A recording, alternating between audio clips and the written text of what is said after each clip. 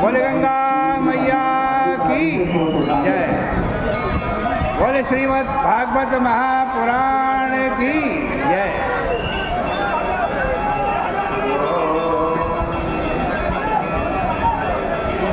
पतित पावनी कलिमल हारिणी मोक्षदायिनी मंगलकारिणी माँ गंगा मैया का ये पवित्रतम तीर्थ हर की पेड़ी ब्रह्मकुंड है और प्रतिदिन श्रीमद् भागवत जी की थोड़ी थोड़ी चर्चा यहाँ हो रही है। श्रीमद् भागवत जी के 10वें स्कंद के 29वें अध्याय से कथा चल रही थी। रास प्रकरण प्रारंभ हुआ है। सुखदेव जी महाराज कह रहे हैं कि भगवान पिता रात्रि शरदोत्फुल्ल मल्लिका वीक्षरन्तुं मनश्चक्रे योग मायामुपाश्रिता रात्रि ही मैंने उन रात्रियों में, कौन सी रात्रियों में? रास प्रकरण की रात्रियों में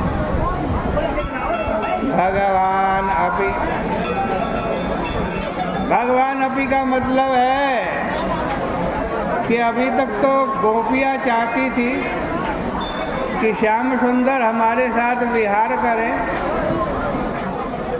अब भगवान के मन में भी गोपियों के साथ विहार करने की बात आ गई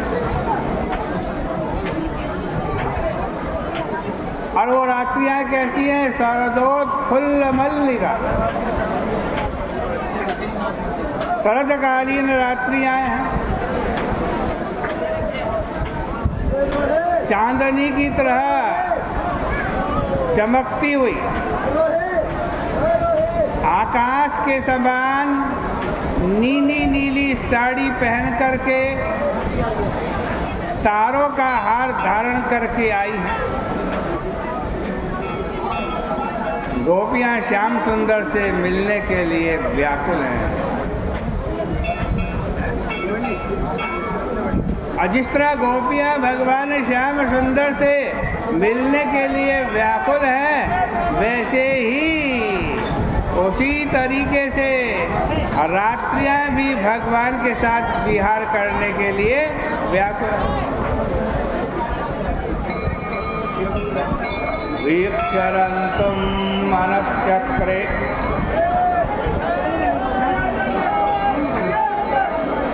वीक्षरन्तुं मनश्चक्रे, इसका अर्थ है कि जैसे भगवान सृष्टि का वीक्षण करते हैं, वैसे ही वृंदावन का भी वीक्षण करके उसमें अपने सच्चिदानंद घन स्वरूप रस का आधान करके मन का भगवान ने उसमें सन्निवेश किया। अब जरा एक बात ध्यान दो, बड़ी गंभीर बात। हमारे वेद में, उपनिषदों में कहा गया है कि भगवान कैसे हैं कि अप्राणो ह्यमना शुभ्र, मुंडकोपनिषद का ये मंत्र है।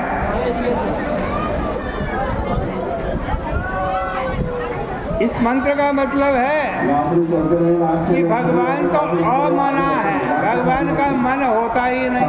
भगवान क्या है? अमना। जब भगवान अमना है तो उन्होंने मन का निर्माण कैसे किया? तो बोले कि योग माया मुपाश्रितः, योग माया की सहायता के बिना यह काम नहीं हो सकता। अब योग माया क्या है? भगवान की अचिंत्य शक्ति का नाम योग माया है।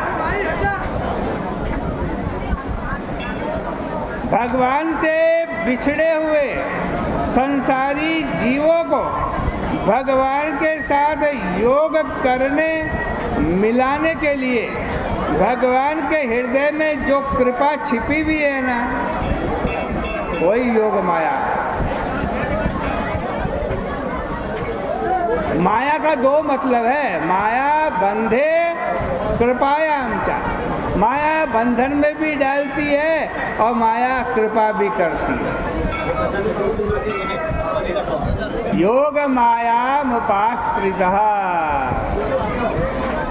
रास पंचाध्यायी पर श्री राम नारायण की भाव विभागविका नामक एक टीका है, जिसमें ये जो आया है ना शब्द योग मायामुपाश्रिता, इसके एक एक शब्द और उनकी व्युत्पत्ति को लेकर 63-64 अर्थों का निरूपण किया। भगवान ने मन कैसे बनाया, तो कहा योग मायामुपाश्रिता। रास करने का भगवान ने मन कैसे बनाया, तो कहा योग मायामुपाश्रिता, योग माया का आश्रय लिया। तो ये योग माया क्या है? योग माया शब्दौ यस्याम ताम योग मायाम वंशीम उपाश्रितम। वंशीम उपाश्रिता, योग माया का मतलब भगवान की बांसुरी।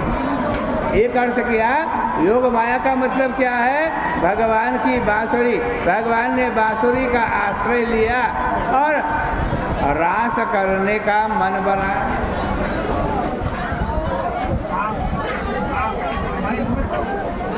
दूसरा अर्थ करते हैं योग माया का, एक तो वंशी अर्थ किया, दूसरा अर्थ करते हैं योग मायामुपाश्रिता का मतलब है योग मायाम। योग माया मने श्री राधाम उपाश्रिता। सर्वाश्रयोपि भगवान, अर्थात वैसे तो भगवान सबको आश्रय देते हैं, सबके आश्रय कौन है? भगवान है। लेकिन जब भगवान को रास करना होता है ना, तब वे रासेश्वरी श्री राधा रानी रूप योग माया के पास गए। अब कहा किसी ने कि भाई ब्रह्म तो रस स्वरूप है, रसो वही सह कहा गया है। ब्रह्म क्या है? रस स्वरूप है।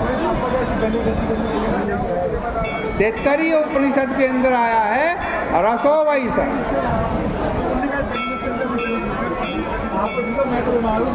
भगवान रस तो है, ये बात तो हम मानते हैं।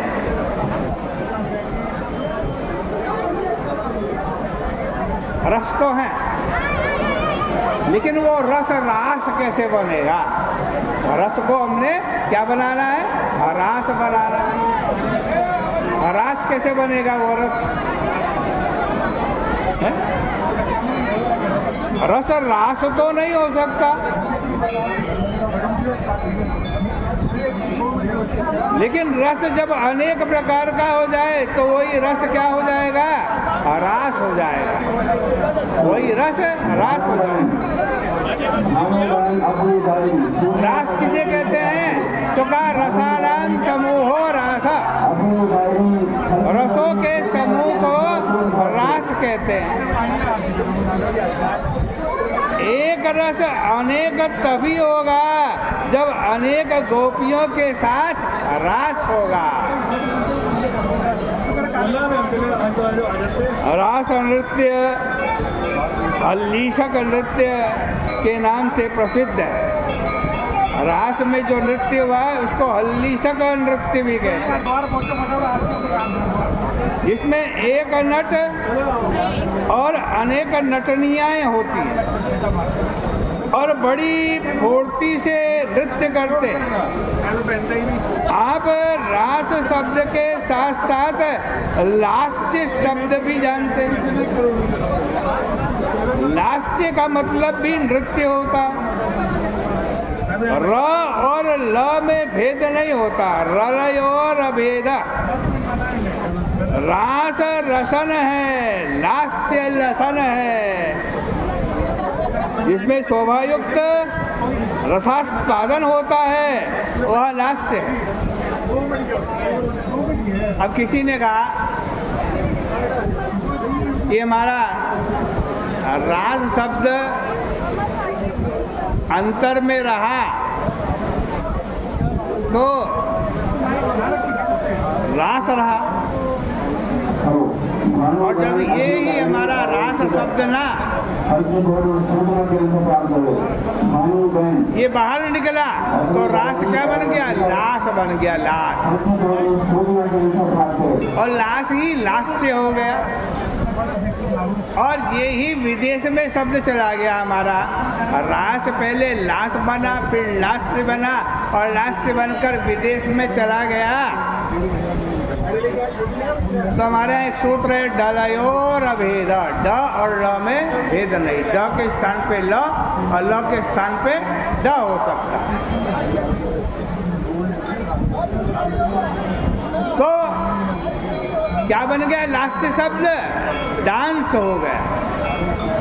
विदेश यात्रा के प्रसंग पर पंडित लोग विचार करें कि मनुष्य को विदेश जाना चाहिए या नहीं जाना चाहिए, लेकिन हमारे शब्द तो बेधड़क विदेश जाते हैं।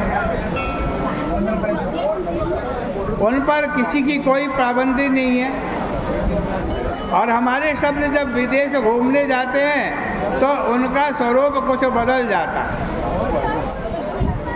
और लोग अर्थ का अनर्थ करने लगते हैं। असल में रास काम निवृत्ति की लीला है।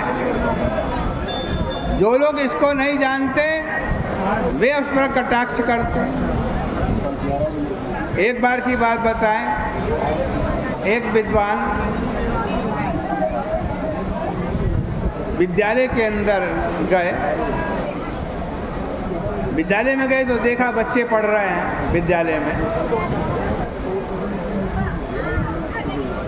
और उन बालकों में एक बहुत प्रसिद्ध संत हैं रामतीर्थ, वो भी बैठे हुए। रामतीर्थ नाम के संत बैठे हुए।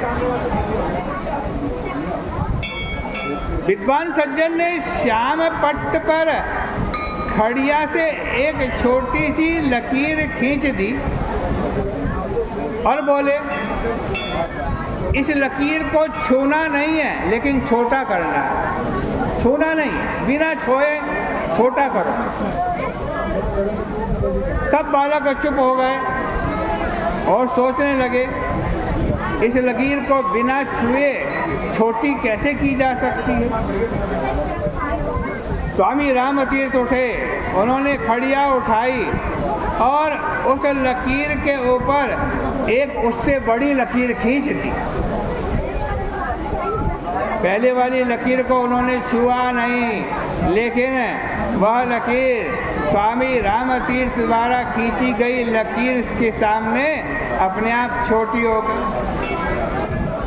कहने का मतलब यह है कि जो लोग काम सौंदर्य को बड़ा भारी उपद्रव समझकर संसार में भटक रहे हैं, उनके सामने भगवान श्री कृष्ण ने रस को, आनंद की, सौंदर्य की लीला उपस्थित कर दी और कहा कि भैया ये लीला मैंने उपस्थित करी है, इसमें डूब जाओ।